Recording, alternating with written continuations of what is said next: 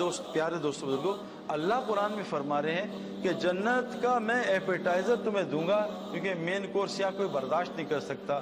وہ جو حیات طیبہ ہے وہ کس کو کہتے ہیں؟ نمبر 1 پرسکون زندگی کو، سکون سے بھری۔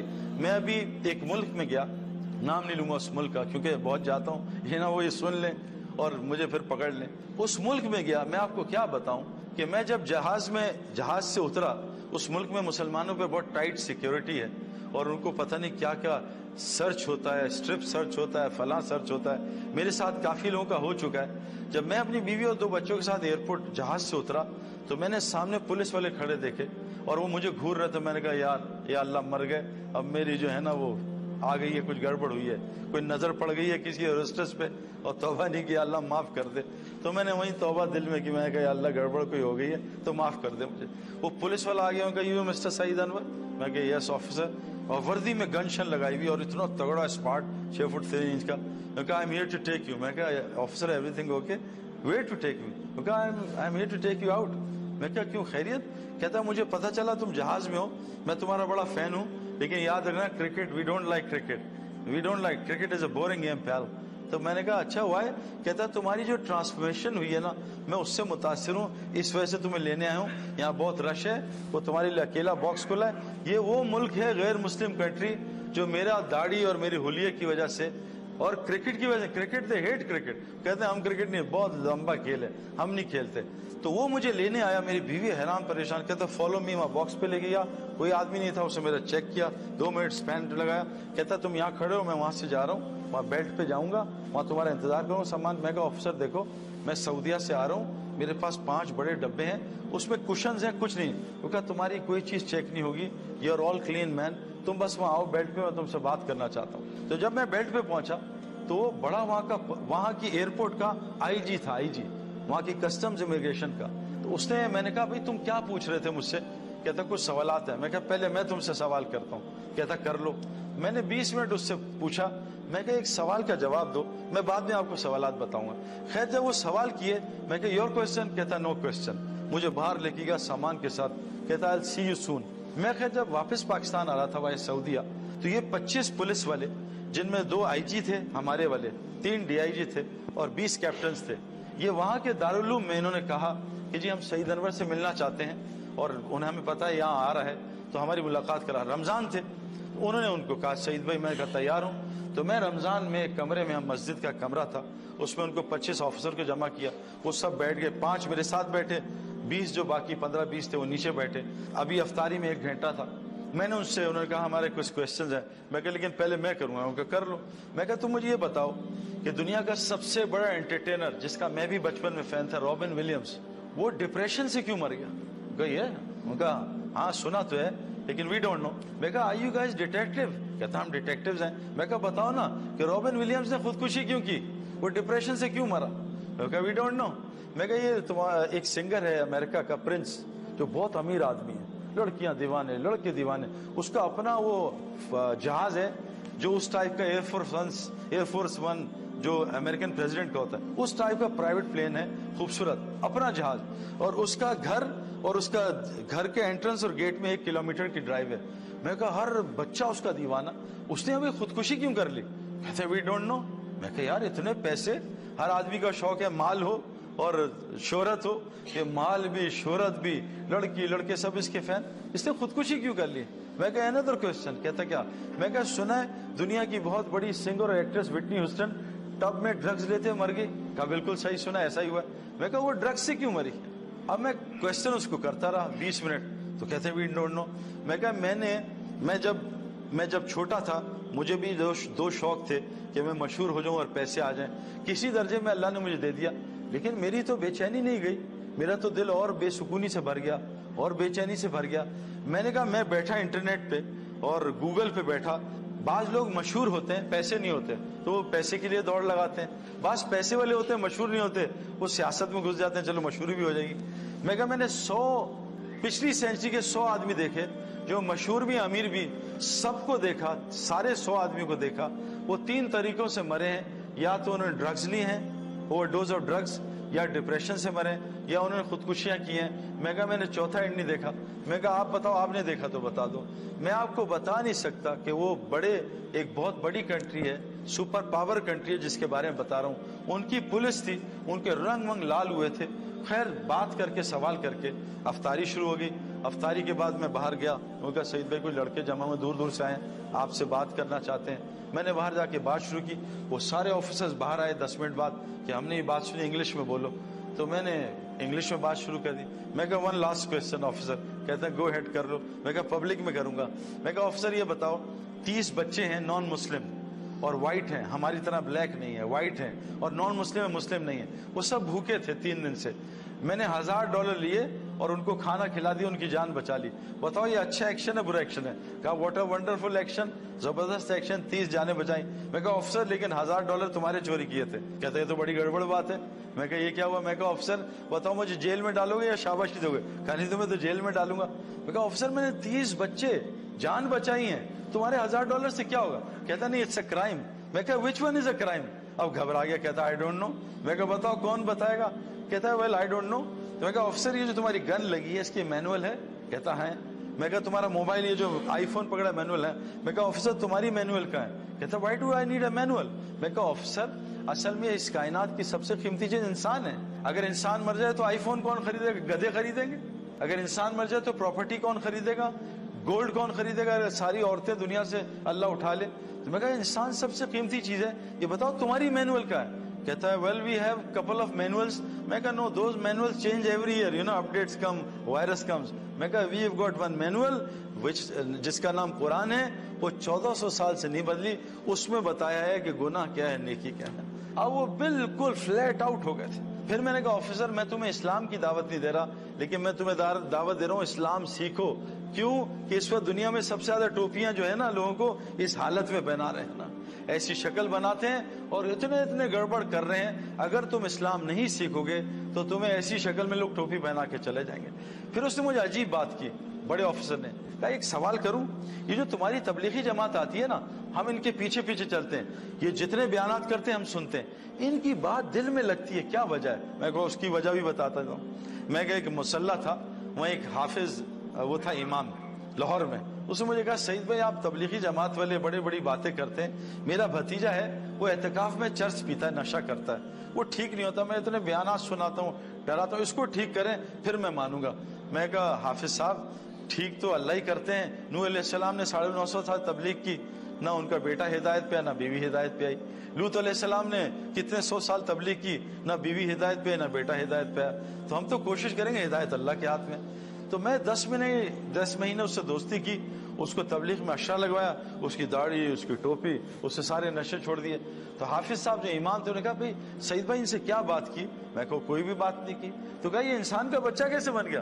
میں کہا اصل میں حافظ صاحب, امام صاحب, یہ جب سے آپ نے میری ڈیوٹی لگائی تھی نا تو 10 مہینے گزر گئے, یہ ظالم 1.5 لاکھ کے برگر اور پیزا میری جیب سے کھا چکا ہے. اب مجھے رات کو رونا آتا ہے, اللہ ہدایت دے دے, ظالم کب تک میرا کھانا کھائے. تو میں نے کہا آفیسر میں اس ملک میں 20 لاکھ روپے کی ٹکٹیں خرچ کر کے آیا ہوں, وہ ٹکٹیں بول رہی ہیں, میں نہیں بول رہا, ایک ڈالر بول رہا ہے میرا, وہ تم پہ اثر کر رہا ہے. میرے پیارے دوستو, اصل مسئلہ یہ ہے کہ حیات طیبہ اللہ کا وعدہ ہے, لیکن شرط ہے مومن ہو. اب مومن کون ہوتا ہے؟ پہلی نشانی میں بتائی, اس کے دل میں سکون ہوتا ہے نا. موسیٰ علیہ السلام جھونپڑی میں رہتے تھے سکون کے ساتھ, فرعون محل میں رہتا تھا, سکون کوئی نہیں تھا نا. حضور صلی اللہ علیہ وسلم 6 دن بعض ان کے یہاں چولہا نہیں جلتا تھا, سکون کی نیند سوتے تھے. ابو جہل کو اللہ نے بے سکونی سے بھرا تھا. سکون کے لیے ظاہری سبب کی ضرورت نہیں ہے, ظاہری سبب کا کوئی تعلق نہیں سکون سے. آج ہم دیکھ رہے ہیں سکون غائب ہے ساروں سے, نیند کی گولیاں, دوائیاں, ڈرگز, طرح طرح کے سکون مل جائے. نمبر 2, اللہ کہہ رہے ہیں کہ بے خوف زندگی دوں گا, کوئی خوف نہیں ہوگا.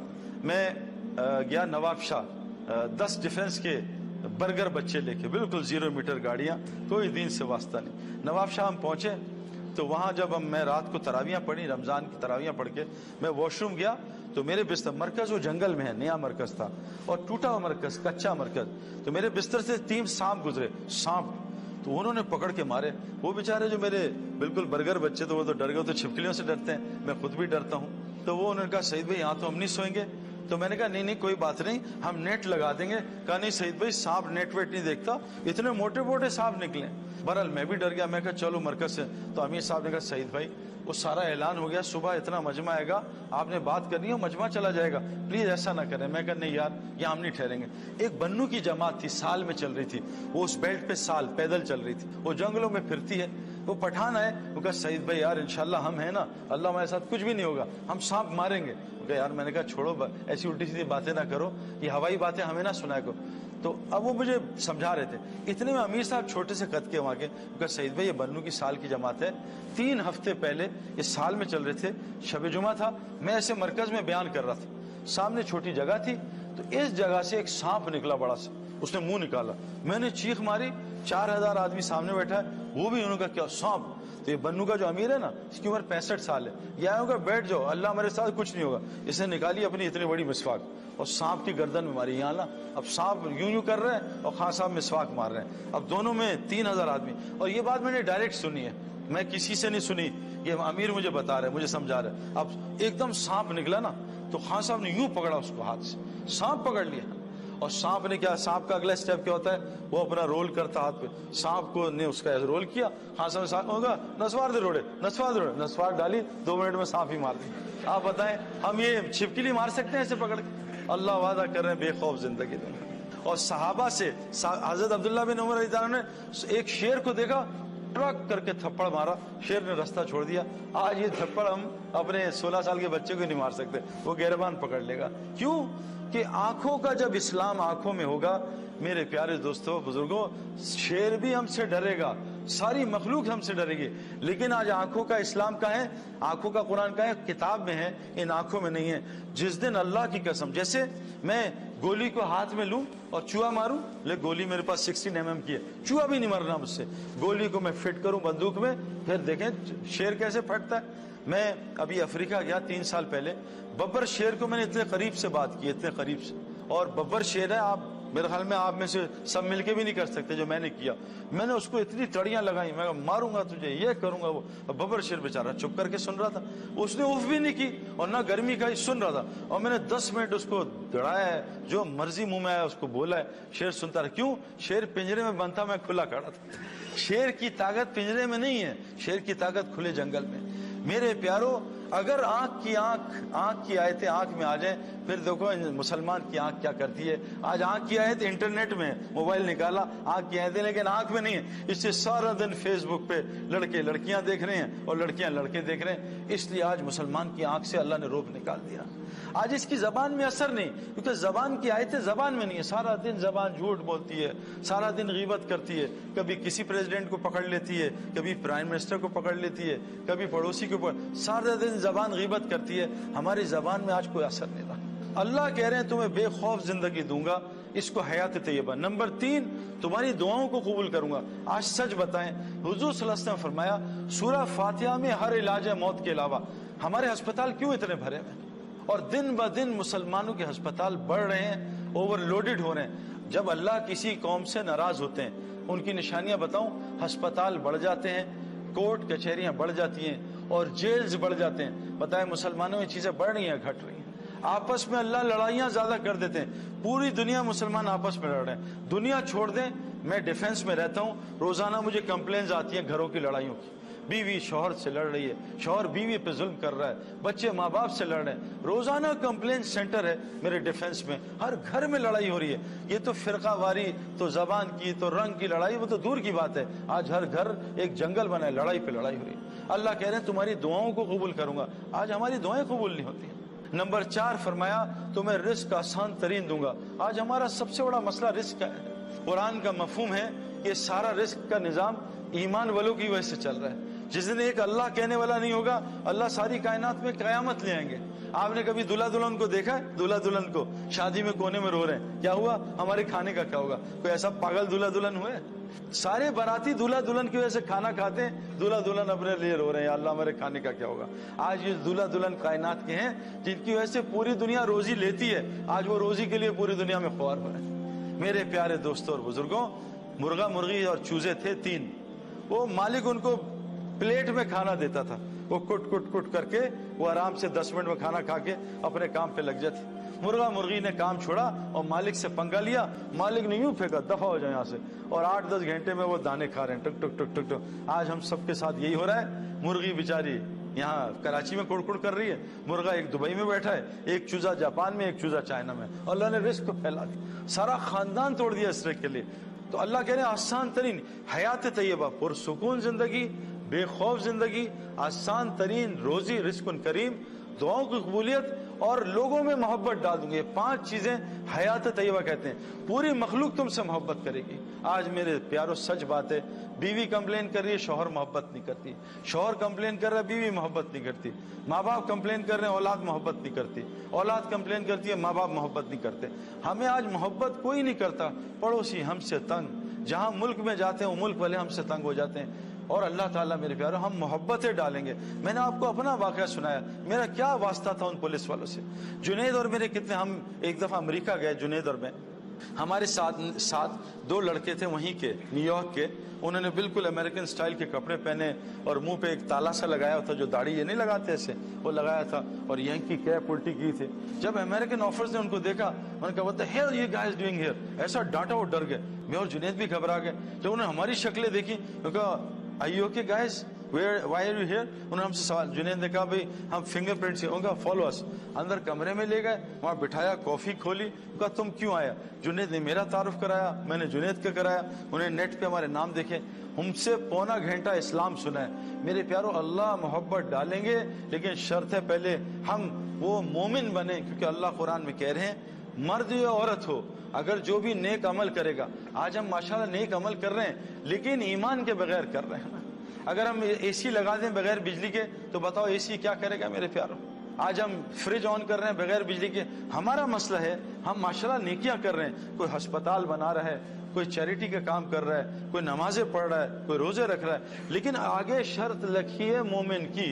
अगर हम ये कुरान से समझ लें मोमिन क्या होता है, तो अल्लाह हमारी दुआओं को कबूल करेगा, हमें हयात तय्यबा देगा। अल्लाह सूरह हुजरात में एक वाक़या बताते हैं कि देहातियों की एक जमात आई और आके कहा या रसूलल्लाह हम ईमान वाले बन गए हैं।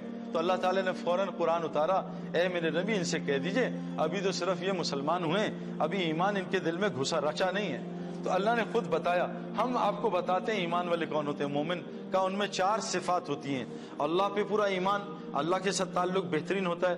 नंबर 2 हुजूर सल्लल्लाहु अलैहि वसल्लम की पूरी इत्तबा होती है। नंबर 3 जो भी हालात आ जाए इन चीजों से हटते नहीं, ना अल्लाह को छोड़ते हैं ना नबी की जिंदगी को छोड़ते हैं, इस पे डटे रहते हैं। नंबर 4 ये अपने जान माल के साथ अल्लाह के रास्ते में निकलते रहते हैं। फरमाया ये मोमिन है, ये हैं सच्चे अपने ईमान में।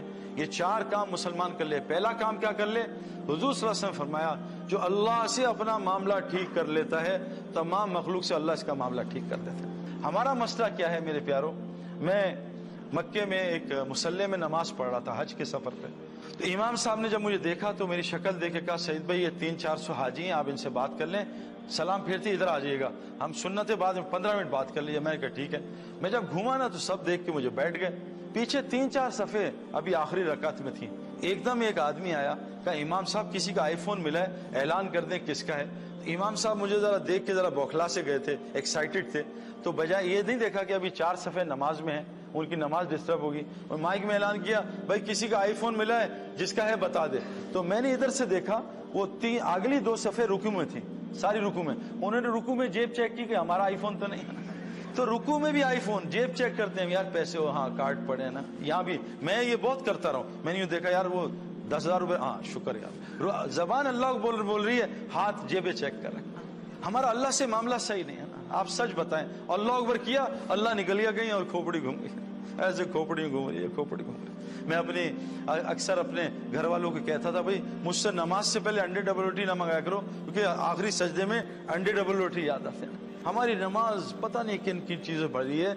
अल्लाह से मेरा कितना ताल्लुक है वो नमाज में पता चल जाता है।